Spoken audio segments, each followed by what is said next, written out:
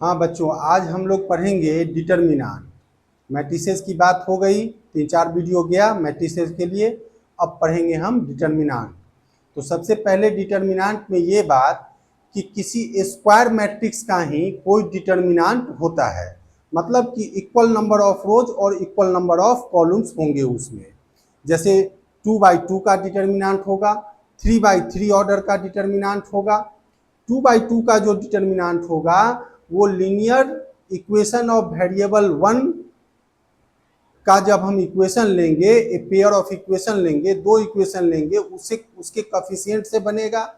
और 3 कॉलम वाला जो डिटर्मिनांट होगा वो लीनियर इक्वेशन इन वेरिएबल 2 का जो स्टैंडर्ड फॉर्म लेंगे, दो इक्वेशन लेंगे, उसमें पेयर ऑफ इक्वेशन लेंगे, उसके कोफिशिएंट से बनेगा।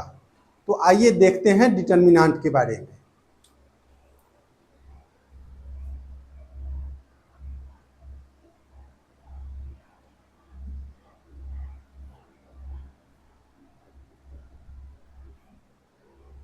जब किसी मैट्रिक्स के एलिमेंट को, स्क्वायर मैट्रिक्स के एलिमेंट को with in the 2 vertical bars हम अरेंज कर देते हैं तो क्या बनता है? डिटर्मिनांट बनता है ना। The elements of A square matrix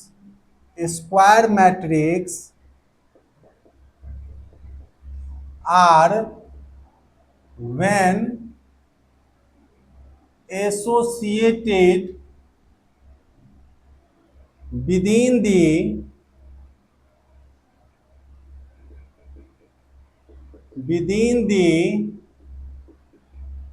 two vertical bars, then a determinant forms up।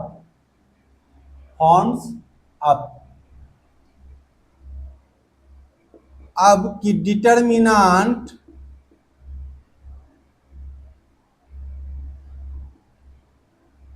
Of order 2/2, तो इसके लिए let us consider a pair of linear equations of variable 1, that is कि a1x plus b1 equal 0, a2x plus b2 equal 0। ये equation first है, ये equation second है। Determinant को कोई भी इंग्लिश अल्फाबेट के कैपिटल लेटर से डिनोट करेंगे। सपोज करिए कि a इक्वल टू, यही इसको रख दिए यहाँ a1 b1, a2 b2। अब हमने क्या कहा है कि किसी स्क्वायर मैट्रिक्स का ही डिटर्मिनांट होता है। तो ये रो नंबर 1 है, ये रो नंबर 1 है और ये रो नंबर 2 है। तो ये जो a11 है, ये a1 जो है ये a11 पर का एलिमेंट है। ये b1 जो है ये a12 है, इसका एक तरह से पोजीशन वैल्यू। और ये a21 है और ये a22 है। इसका वैल्यू जो निकलेगा वह डायगोनली क्रॉस मल्टीप्लिकेशन होगा। तो देयरफॉर डिटर्मिनेंट a का वैल्यू क्या हो जाएगा कि a1 b2 minus a2 b1। एक प्रैक्टिकल एग्जांपल इसके लिए लीजिए कि कोई डिटर्मिनेंट, एग्जांपल लीजिए कि कोई डिटर्मिनेंट a इक्वल टू, अब सपोज करिए कि 5964 है। तो डिटर्मिनेंट a का वैल्यू क्या हो जाएगा? डिटर्मिनेंट a का वैल्यू हो जाएगा कि 5 इंटू 4 माइनस 6 इंटू 9, 9 इंटू 6, तो हो जाएगा 20 माइनस 54, तो कितना हो जाएगा? 34 माइनस में डिटर्मिनेंट a का वैल्यू कितना हो गया? माइनस में 24। अब इसमें एक टर्म आता है कि कोफैक्टर, एक टर्म आता है cofactor. cofactor, the cofactor of an element of a determinant is given by -1 to the power i plus j। तो अब सपोज करिए कि यह a1 का, तो देयरफॉर कि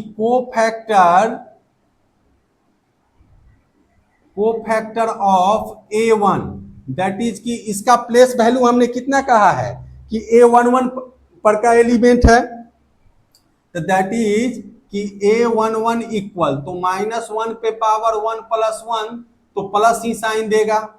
फिर cofactor of b1 that is क्या, तो a12, तो -1 टू द पावर कितना 1 प्लस 2 तो माइनस साइन देगा। फिर cofactor of a2 that is कि a21 तो equal -1 to the power 2 plus 1 तो यह भी माइनस साइन ही देगा। फिर कोफैक्टर ऑफ कितना, तो b2 दैट इज कि a22 इक्वल टू कितना, तो -1 टू द पावर 2 प्लस 2 तो प्लस साइन देगा। तो देयरफॉर कि sign scheme of determinant of order 2/2 कितना हो जाएगा, तो ये हो जाएगा कि प्लस माइनस माइनस प्लस, ये हो जाएगा इसका sign scheme, plus minus minus plus. मतलब a11 पर का जो एलिमेंट है a1 जो है उसका साइन क्या होगा, प्लस होगा बाय डिफॉल्ट, उसका माइनस होगा b1 का, फिर a2 का माइनस होगा, फिर b2 का प्लस होगा। इसे साइन स्कीम बोलते हैं। बहुत जरूरत की चीज है, जितना भी एडजॉइंट वगैरह भी पढ़ेंगे इसमें उस सब में आगे यूज आएगा, है ना। अब है कि determinant of order 3, determinant of order 3/3। तो इसमें 3 इक्वेशन लेंगे, 2 वेरिएबल वाले लीनियर इक्वेशन का 3 इक्वेशन लेंगे डिफरेंट कोफिशिएंट्स में, है ना, कि a1x प्लस b1y और प्लस c1 इक्वल 0। फिर दूसरा कि a2x प्लस b2y और प्लस c2 इक्वल टू 0। तीसरा कि a3x प्लस b3y और प्लस c3 इक्वल टू 0। इसको इक्वेशन फर्स्ट, इक्वेशन सेकेंड और इक्वेशन थर्ड मानते हैं। तो अब एक डिटरमिनेंट इससे यही बन जाएगा कि a1 b1 c1 a2 b2 c2 a3 b3 c3। अब जैसा हमने साइन स्कीम 2/2 वाले डिटरमिनेंट के लिए निकाला, 2/2 ऑर्डर वाले डिटरमिनेंट के लिए जैसा साइन स्कीम हम लोगों ने निकाला, वैसा ही साइन स्कीम जब इसका हम निकालेंगे तो ये आ जाएगा ऐसा कि plus minus plus, minus plus minus, plus minus plus. आप देखिएगा कि जो रो 1 का साइन स्कीम है वही कॉलम 1 का साइन स्कीम है, जो रो 2 का साइन स्कीम है वही कॉलम 2 का साइन स्कीम है, जो रो 3 का साइन स्कीम है वही कॉलम 3 का साइन स्कीम है। इसलिए 3 रो 3 कॉलम वाले डिटरमिनेंट को हम किसी भी एक रो या कॉलम के रिस्पेक्ट में इवेलुएट करेंगे, उससे उसके वैल्यू पर कोई इफेक्ट नहीं पड़ेगा। ऐसा प्रॉपर्टीज ऑफ डिटरमिनेंट में भी पढ़ेंगे हम लोग, है ना। तो अब मान लीजिए कि हम इसको रो 1 के रिस्पेक्ट में इवेलुएट करते हैं, लिख भी देंगे कि नाउ एक्सपेंडिंग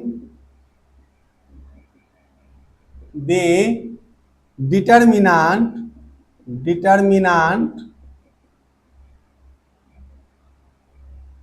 along R1, ये क्या है, ये R1 है, रो नंबर 1 है। तो therefore value of determinant A equal to क्या हो जाएगा, ध्यान दीजिएगा, तो A1 यहां आया।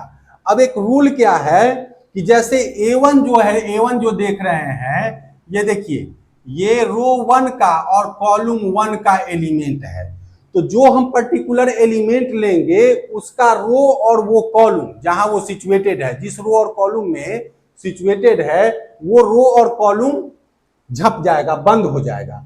तो ये बंद हो गया और ये बंद हो गया, तो बचा यहां कौन, B2 C2 B3 C3। तो A1 इंटू बचा क्या, दो रो दो कॉलम वाला कि B2 C2 B3 C3। अब साइन इसका प्लस था तो प्लस लिए।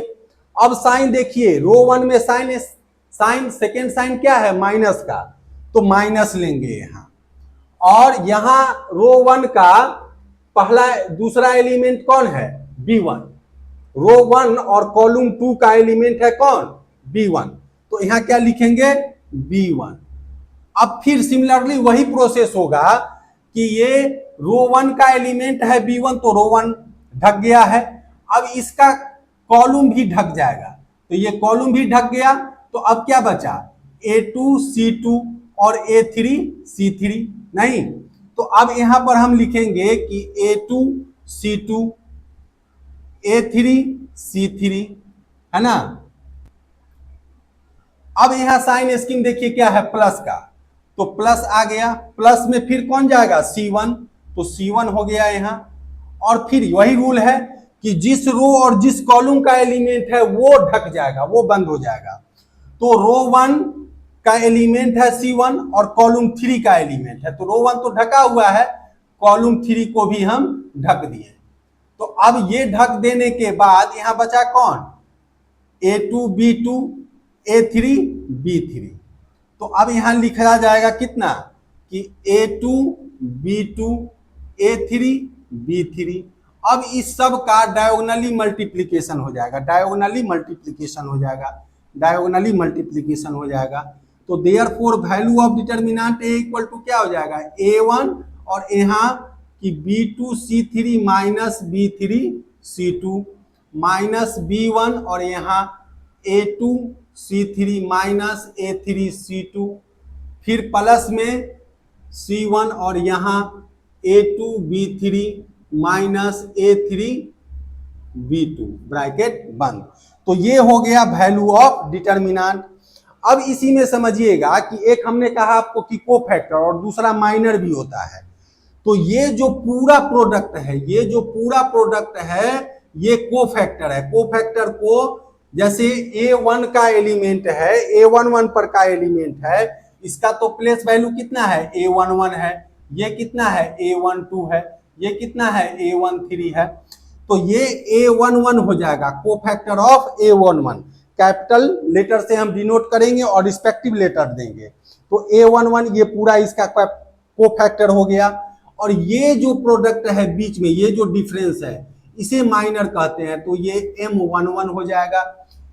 इसी तरह से यह पूरा प्रोडक्ट जो है यह कोफैक्टर ऑफ A12 हो जाएगा, और ये जो डिफरेंस है ये M12 हो जाएगा, मतलब माइनर ऑफ A12 एलिमेंट का हो जाएगा। ये पूरा प्रोडक्ट जो है ये हो जाएगा कोफैक्टर A13 का, और ये जो डिफरेंस है ये डिफरेंस हो जाएगा M13 का हो जाएगा, है ना। तो इस तरह से इसको निकालते हैं कोफैक्टर और माइनर।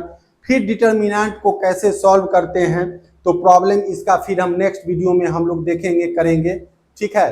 तो आज के लिए इतना ही रखते हैं। जो कोई भी लोग आप लोग देखते हैं वीडियो को शेयर कीजिए, और जो प्रॉब्लम आपको आती है वो फिर आप चैट बॉक्स में डालिए। डे 1 से हम बता रहे हैं कि चैट बॉक्स में आप लोग प्रॉब्लम डालिए, ताकि प्रॉब्लम सेशन जो हम लेते हैं, जो वीडियो बनाते हैं, उसमें आपका प्रॉब्लम भी हम डाल पाएँ, ठीक है।